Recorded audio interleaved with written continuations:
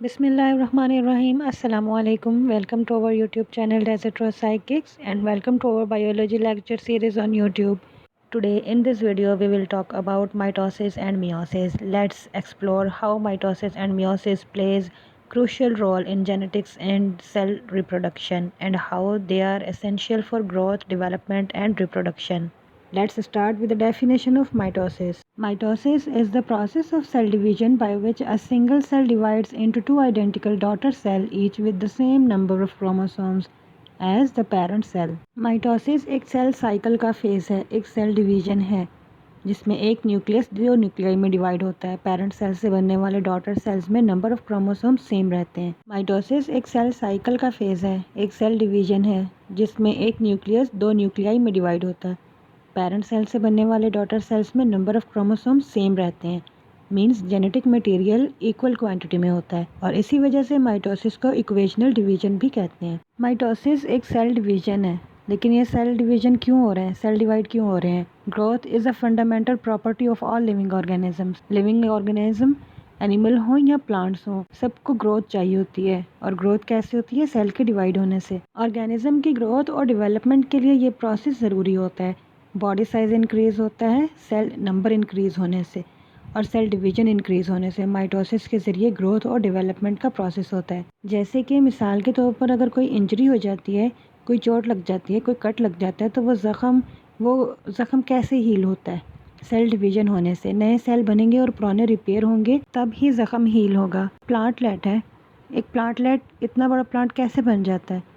Number of cell increase हो रहे हैं, प्लांट की ग्रोथ हो रही है, डेवलपमेंट हो रही है नंबर ऑफ सेल इंक्रीज़ होने से। तो माइटोसिस एक किस्म का सेल डिवीजन है जिसमें डॉटर सेल को भी उतने ही क्रोमोसोम्स मिलते हैं जितने पेरेंट सेल के पास होते हैं। फॉर एग्जांपल, अगर किसी सेल में 20 क्रोमोसोम्स हैं तो उसके दोनों डॉटर सेल्स में भी 20 क्रोमोसोम्स होते हैं। माइटोसिस सोमैटिक सेल का प्रोसेस है जिसमें कि सेल अपना जेनेटिक मटेरियल डुप्लीकेट करता है और दो आइडेंटिकल डॉटर सेल्स बनाता है। सोमैटिक सेल्स कौन से होते हैं? सोमैटिक सेल्स वो सेल्स होते हैं जो ऑर्गेनिज्म के नॉन रिप्रोडक्टिव टिश्यूज़ में पाए जाते हैं। ये सेल्स ऑर्गेनिज्म के बॉडी पार्ट्स का स्ट्रक्चर और फंक्शन मेंटेन करते हैं। मिसाल के तौर पे skin cell, muscle cell, nerve cell, blood cells वगैरह। अब माइटोसिस के सेल के डिवीजन में टू मेन स्टेजेस हैं, karyokinesis, karyo means nucleus and kinesis mean division, और सेकंड है cytokinesis. Cyto mean cytoplasm, kinesis में डिवीजन। कैरियोकाइनेसिस में न्यूक्लियस डिवाइड हो रहा है और साइटोकाइनेसिस में साइटोप्लाज्म डिवाइड हो रहा है। सेल डिवीजन में न्यूक्लियस पहले और साइटोप्लाज्म बाद में डिवाइड होता है। कैरियोकाइनेसिस के फर्दर 4 फेजेस हैं जिनसे गुजर कर न्यूक्लियस डिवाइड होता है: prophase, metaphase, anaphase and telophase. Prophase is the longest phase of mitosis. Early prophase में न्यूक्लियस में थ्रेड लाइक स्ट्रक्चर प्रेजेंट होता है, उलझे हुए धागे जैसा स्ट्रक्चर प्रेजेंट होता है जिसे क्रोमैटिन मटेरियल कहते हैं। ये क्रोमैटिन मटेरियल कॉइल हो के कंडेंस होता है और क्रोमोसोम की फॉर्म इख्तियार करता है। जो पहले डिफ्यूज़ और लेस डिफाइंड होते हैं वो कंडेंस होके इजीली विजिबल और आइडेंटिफिएबल बन जाते हैं क्रोमोसोम्स की फॉर्म में। इसके अलावा न्यूक्लियस में न्यूक्लियोलस भी प्रेजेंट होता है और साइटोप्लाज्म में सेंट्रोसोम भी। लेट प्रोफेज में सेंट्रोसोम अपोजिट पोल्स की तरफ मूव करते हैं। जो पहले एक साथ थे वो मूव करेंगे अपोजिट पोल्स में। सेंट्रोसोम से माइक्रोट्यूब्यूल्स स्पिंडल फाइबर्स निकलते हैं। ये स्पिंडल फाइबर्स क्रोमोसोम्स के सेंट्रोमियर के साथ ज्वाइन होकर क्रोमोसोम्स को अलाइन करते हैं। सेंट्रोमियर्स क्या होते हैं? एक क्रोमोसोम्स के पास दो सिस्टर क्रोमैटिड्स होते हैं और जिस पॉइंट पे ये दोनों सिस्टर क्रोमैटिड्स एक दूसरे के साथ ज्वाइन हो रहे होते हैं उस पॉइंट को कहते हैं सेंट्रोमियर्स। इसके अलावा प्रोफेज स्टेज में न्यूक्लियोलस डिसअपियर हो जाता है और न्यूक्लियर मेम्ब्रेन, न्यूक्लियर इन्वेलप का ब्रेकडाउन हो जाता है। न्यूक्लियर मेम्ब्रेन का डिसॉल्व होने से क्रोमोसोम्स न्यूक्लियस के अंदर से बाहर आ जाते हैं और स्पिंडल फाइबर उन्हें कैप्चर करते हैं। मेटाफेज स्टेज में क्रोमोसोम्स इक्वली सेंटर में अलाइन होते हैं। सेंट्रोसोम से निकलने वाले स्पिंडल फाइबर्स क्रोमोसोम्स के सेंट्रोमियर के साथ ज्वाइन होते हैं और क्रोमोसोम्स को सेंटर में अलाइन कर देते हैं, जिसे मेटाफेज प्लेट कहते हैं या इक्वेटोरियल प्लेट कहते हैं। एनाफेज स्टेज में क्या इवेंट हो रहा होता है कि क्रोमोसोम्स के सेंट्रोमियर पर एक प्रोटीन स्ट्रक्चर होता है जिसे काइनेटोकोर कहते हैं। स्पिंडल फाइबर्स इन काइनेटोकोर के साथ अटैच होते हैं और क्रोमोसोम्स को स्पिंडल फाइबर्स अपनी तरफ पुल करते हैं। पुल करने से सेंट्रोमियर्स स्प्लिट कर जाते हैं और सिस्टर क्रोमैटिड्स अलग अलग हो जाते हैं। स्पिंडल फाइबर्स के कॉन्ट्रैक्ट होने से सिस्टर क्रोमैटिड्स अलग अलग पोल्स की तरफ मूव करते हैं जिससे her sister chromatid independent chromosomes बन जाता है सेपरेट होने से। Telophase is the last phase of mitosis. Telophase में प्रोफेज के अपोजिट इवेंट्स हो रहे होते हैं। टीलोफेज में क्रोमोसोम्स इंडिविजुअलिटी लूज कर देते हैं। प्रोफेज में न्यूक्लियर मेम्ब्रेन डिसअपियर हुई थी। यहाँ न्यूक्लियर मेम्ब्रेन की फॉर्मेशन होगी around the separated chromosomes. Nuclear membrane बनने से न्यूक्लियस के सेपरेट कंपार्टमेंट्स बन जाते हैं। क्रोमोसोम्स डिफ्यूज और लेस कंडेंस्ड होते हैं क्रोमैटिन मटेरियल की फॉर्म में। क्रोमोसोम्स को अलाइन और सेपरेट करने वाले जो स्पिंडल फाइबर्स थे वो डिसॉल्व हो जाते हैं या फिर डिसेंबल हो जाते हैं। न्यूक्लियोलस अपीयर हो जाता है। ये तमाम इवेंट्स टीलोफेज में होते हैं। Second stage is cytokinesis. Cytokinesis में साइटोप्लाज्म की डिवीजन होती है।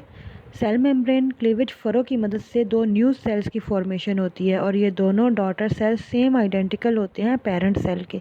इस तरह माइटोसिस के प्रोसेस से हमें एक सिंगल सेल से दो डॉटर सेल्स मिलते हैं, each with the same number of chromosomes.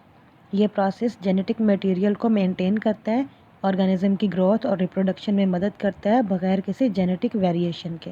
अब बात करते हैं मियोसिस की। A type of cell division in which daughter cells receive half chromosomes. Meiosis is a type of cell division that occurs in sexually reproducing organisms, resulting in the formation of haploid gametes, sperm and egg cells from diploid parent cells। यहाँ daughter cells में chromosomes की तादाद number of chromosomes half हो जाते हैं। सिर्फ gamete cell में meiosis होता है। मीन्स मियोसिस में गैमेट्स फॉर्मेशन होती है और गैमेट्स में नंबर ऑफ क्रोमोसोम्स हाफ होते हैं, just an. Chromosomes number half होने की वजह से मियोसिस को रिडक्शनल डिवीजन भी कहते हैं। मियोसिस के टू मेन स्टेजेस हैं सीक्वेंस में, मियोसिस 1 एंड मियोसिस 2। मियोसिस 1 की स्टेजेस में prophase 1, metaphase 1, anaphase 1 and telophase 1 शामिल हैं और मियोसिस 2 के स्टेजेस हैं prophase 2, metaphase 2, anaphase 2 and telophase 2। Prophase 1 is the lengthy process. इसमें 5 स्टेजेस हैं, leptotene, zygotene, pachytene, diplotene and diakinesis. Leptotene से पहले सेल का जेनेटिक मटेरियल उलझे हुए धागे जैसा क्रोमैटिन फॉर्म में होता है, लेकिन जैसे ही लेप्टोटीन स्टार्ट होती है क्रोमैटिन मटेरियल कंडेंस होना शुरू हो जाता है, means compaction of chromosomes start होता है। जाइगोटीन में होमोलोगस क्रोमोसोम्स पास आते हैं और एक दूसरे के साथ एसोसिएट होते हैं। होमोलोगस क्रोमोसोम्स क्या होते हैं? डिप्लॉइड ऑर्गेनिजम्स में हर क्रोमोसोम 2 के सेट में होता है। हर क्रोमोसोम एक होमोलोगस पेयर का एक मेंबर होता है जो पैटर्नल और मैटरनल सोर्सेज से आते हैं। ये सेम जीन्स को कैरी करते हैं लेकिन अलग अलग एलील्स हो सकते हैं। ह्यूमंस में टोटल 46 क्रोमोसोम्स होते हैं, मीन्स 23 पेयर्स ऑफ क्रोमोसोम्स।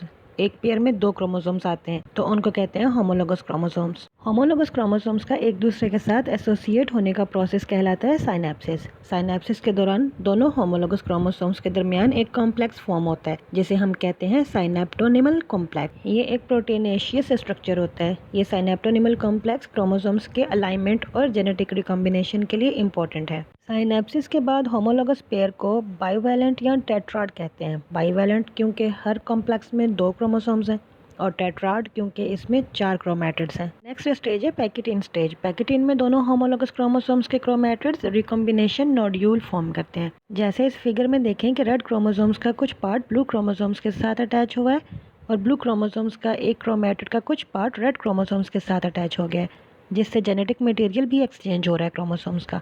इस जेनेटिक मटेरियल के एक्सचेंज के प्रोसेस को क्रॉसिंग ओवर कहते हैं। ये crossing over process enzyme mediated process है। ये प्रोसेस रिकम्बिनेज एंजाइम की हेल्प से होता है। This exchange of genetic material और crossing over contributes to genetic diversity among offsprings. Crossing over की वजह से ही ऑफस्प्रिंग्स में वेरिएशंस होती हैं। क्रॉसिंग ओवर की वजह से ही ऑफस्प्रिंग्स एक दूसरे से मुख्तलिफ होते हैं। डिप्लोटीन स्टेज में साइनेप्टोनिमल कॉम्प्लेक्स डिसोल्यूशन होता है जिसकी वजह से ये एक दूसरे से दूर होना शुरू हो जाते हैं, लेकिन ये ज़्यादा डिस्टेंस इख्तियार नहीं कर सकते क्योंकि ये क्रॉस ओवर की साइड से एक दूसरे के साथ अटैच रहते हैं। जहाँ क्रोमोसोम्स के सेगमेंट एक्सचेंज हो रहे होते हैं और वो पॉइंट जहाँ क्रोमैटिड्स एक दूसरे के साथ अटैच होते हैं उन पॉइंट्स को कहते हैं chiasmata. Diakinesis is the final stage of prophase 1।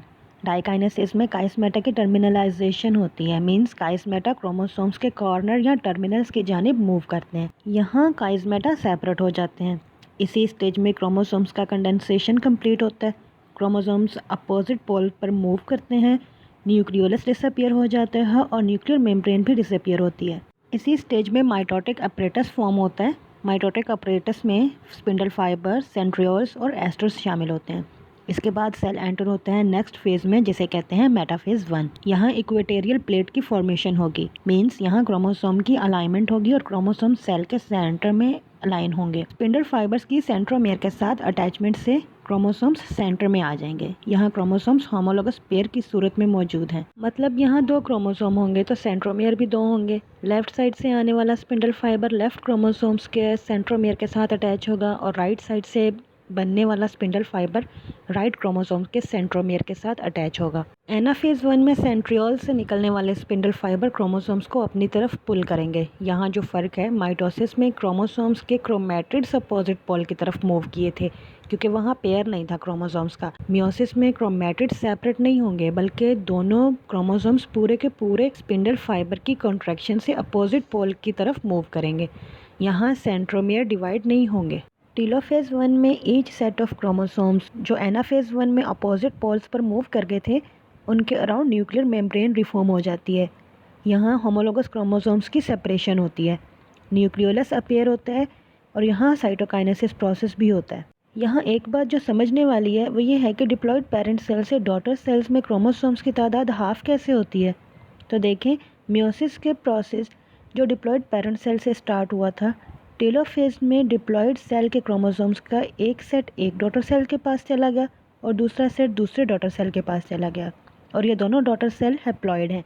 इसके बाद ये डॉटर सेल्स ऐसे ही मियोसिस के सेकंड स्टेज में मियोसिस 2 में एंटर होते हैं, इंटरकाइनेसिस की एक छोटी सी स्टेज से गुजरकर। मियोसिस 2 में वही 4 स्टेजेस हैं, प्रोफेज 2, मेटाफेज 2, एनाफेज 2 और टेलोफेज 2। ये बहुत ज़्यादा माइटोसिस से सिमिलर होता है। मियोसिस 2 में प्रोफेज 2 में न्यूक्लियर मेम्ब्रेन डिसअपियर होती है, क्रोमोसोम्स कॉम्पैक्ट होंगे। मेटाफेज 2 में क्रोमोसोम इक्वेटोरियल प्लेट पर अलाइन होंगे, स्पिंडल फाइबर सेंट्रोमेयर से अटैच होंगे और एनाफेज 2 में सेंट्रोमेयर स्प्लिट कर जाएंगे और क्रोमैटिड्स को अपोजिट पोल की तरफ कॉन्ट्रैक्ट करेंगे। टेलोफेज 2 में साइटोकाइनेसिस भी होगा, न्यूक्लियर इन्वेलप भी रिफॉर्म होगा और साइटोकाइनेसिस के रिजल्ट में हमें 4 डॉटर सेल्स मिलते हैं। ये हैप्लॉइड होते हैं, यानी हर सेल में क्रोमोसोम का हाफ नंबर मौजूद होता है। Meiosis is crucial for creating genetical diverse. This process ensures genetic variation by randomly assorting and distributing homologous chromosomes and chromatids, leading to the production of gametes with unique combination of genetic material. ये था mitosis और meiosis का overview. अगर आप हमारे channel पर नए हैं तो प्लीज़ चैनल को लाइक, सब्सक्राइब और शेयर ज़रूर कर दें और अगर कोई कमेंट है तो कमेंट बॉक्स में कमेंट ड्रॉप कर सकते हैं। Thank you for watching and take care.